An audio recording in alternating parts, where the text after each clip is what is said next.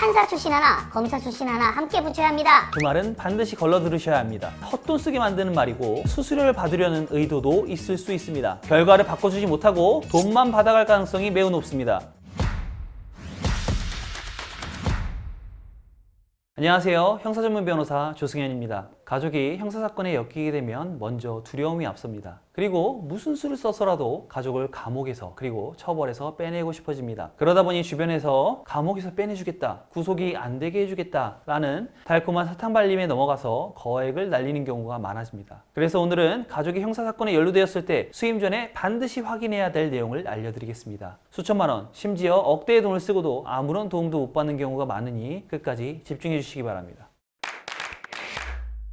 얼마 전 한 분이 저를 찾아오셨습니다. 가족 중에 한 명이 온라인 투자 사기 사건의 총책으로 검찰에 기소된 상황이었습니다. 문제는 함께 연루된 다른 피고인들이 먼저 재판을 받으면서 이분을 가장 윗선으로 지목하는 진술을 해놓았고 그 재판에서 이미 공범에게 중형이 선고된 뒤였습니다. 이런 상황에서 제게 이렇게 물어보셨습니다. 변호사님, 지금 담당 판사님과 연이 닿는 전관 변호사를 구해야 할까요? 주변에서 판사 출신, 검사 출신을 함께 선임해야 한다고 하던데 비용이 억 단위라고 해서요. 그렇게 해야 할까요? 먼저 판사 출신, 검사 출신이라는 타이틀 그 자체는 아무런 의미가 없습니다. 물론 판검사를 하신 분들이 훌륭한 분들이기 때문에 능력을 갖추고 있을 수 있지만 타이틀 자체만으로 판결에 어떤 영향을 미치지는 않습니다. 다만 전관 변호사가 실질적으로 도움이 되는 경우는 딱 하나입니다. 지금 이 사건을 맡은 재판부와 실제로 친분이 있을 때입니다. 안 될 사건을 되게 만들고 하는 정도의 드라마틱한 변화는 없지만 친분이 있는 경우 그 변호사가 하는 주장을 더 꼼꼼하게 살펴보는 효과는 있습니다. 그런데 통상 주변에서 전관 변호사를 선임해야 한다고 부추기는 분들은 말로만 친분이 있다라고 떠들 뿐이지 그 주장이 사실인지 확인할 방법조차 없습니다. 심지어 같은 직장에 있었다는 근무 인연을 내세웠지만 실제로는 서로 사이가 좋지 않았던 경우도 있었습니다. 게다가 이미 여러 피의자의 진술이 같은 방향을 가리키고 있고 법정에서 그 진술이 확인된 상황이라면 아무리 재판부와 친분이 있다 해도 사실관계 자체를 뒤집기는 매우 어렵습니다. 그래서 구체적인 근거 없이 판사 출신 하나, 검사 출신 하나 함께 붙여야 합니다 라는 식으로 말하는 사람이 있다면 그 말은 반드시 걸러 들으셔야 합니다. 내 사건에 아무런 도움이 안 되는 헛돈 쓰게 만드는 말이고 그 과정에서 소개하는 사람은 수수료를 받으려는 의도도 있을 수 있습니다. 그리고 상담을 하다 보면 이런 이야기를 들은 적도 있습니다. 어떤 로펌에서 관련된 사람들 사건까지 다 맡아서 처리해야 양형이 유리하다면서 10억 원을 먼저 달라고 얘기하더라고요. 생각해보시면 이상하지 않나요? 기록을 한 줄도 보지 않은 상태에서 그 사건이 다툴 수 있는 사건인지조차 모르면서 큰 금액을 먼저 부른다는 건 합법적인 방법으로 결과를 바꿔주겠다는 말이 아닐 가능성이 높습니다. 그런데 그게 마음처럼 되나요? 결과를 바꿔주지 못하고 돈만 받아갈 가능성이 매우 높습니다. 그리고 변호사가 제대로 된 전략을 세우려면 반드시 먼저 해야 할 일이 있습니다. 증거 기록을 직접 들여다보는 것입니다. 수사 과정에 문제는 없었는지, 공소장 논리의 허점은 없는지, 증거 자체에 문제를 제기할 여지는 없는지 이걸 확인하기 전까지는 아무것도 장담할 수 없습니다. 기록을 검토한 뒤 전략을 세우는 과정도 없이 금액부터 내미는 곳은 불안한 가족의 마음을 이용하려는 곳이라고 생각하셔도 무방합니다. 그렇다면 가족들이 변호인을 선임하기에 앞서 해야 할 일은 무엇일까요? 첫 번째로 효과가 불분명한 전관 비용으로 수억 원을 쓰기에 앞서 먼저 기록 검토하는데 비용을 지출하는 게 좋습니다. 특히 기록을 어느 정도 검토하고 나면 앞으로 사건에 대해서 자백을 해야 할지 아니면 무죄를 다투어야 할지 증거 능력은 어떻게 다투어야 할지 등 구체적인 소송 전략이 나옵니다. 그에 맞추어서 변호인을 선임하고 비용을 지출하는 것이 현명합니다. 때에 따라서는 그 과정에서 전관 변호사가 필요한 경우가 있을 수도 있으나 그렇지 않은 경우가 대부분입니다.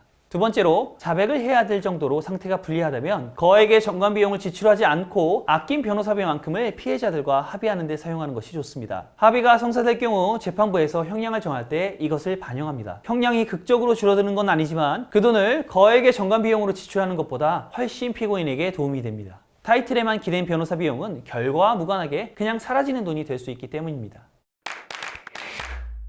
가족이 형사사건에 연루되면 정말 두렵고 막막합니다. 그 마음 충분히 이해합니다. 그렇기 때문에 꼭 말씀드립니다. 불안한 마음이 들수록 냉정하게 판단하셔야 합니다. 화려한 타이틀보다 중요한 건 사건 기록을 꼼꼼하게 검토하고 이 사건에서 진짜 다퉈줄 수 있는 부분이 어디인가를 짚어주는 변호사입니다. 그리고 이것이 바로 조기에 전문가의 도움을 받아야 하는 이유입니다. 공판이 시작되기 전 아직 기록을 분석하고 전략을 세울 시간이 있을 때 움직여야 됩니다. 사건이 진행될수록 선택지는 줄어들고 나중에 돈을 써도 소용이 없는 순간이 옵니다. 지금 가족의 사건이 걱정되신다면 거창한 타이틀을 앞세운 것보다 먼저 기록을 보고 있는 그대로를 말해주는 변호사를 찾으시는 것을 추천드립니다. 그게 가족을 지키는 가장 현실적인 방법입니다. 오늘 영상이 도움이 되셨다면 구독과 좋아요 부탁드립니다. 궁금하신 점은 댓글로 남겨주세요. 감사합니다.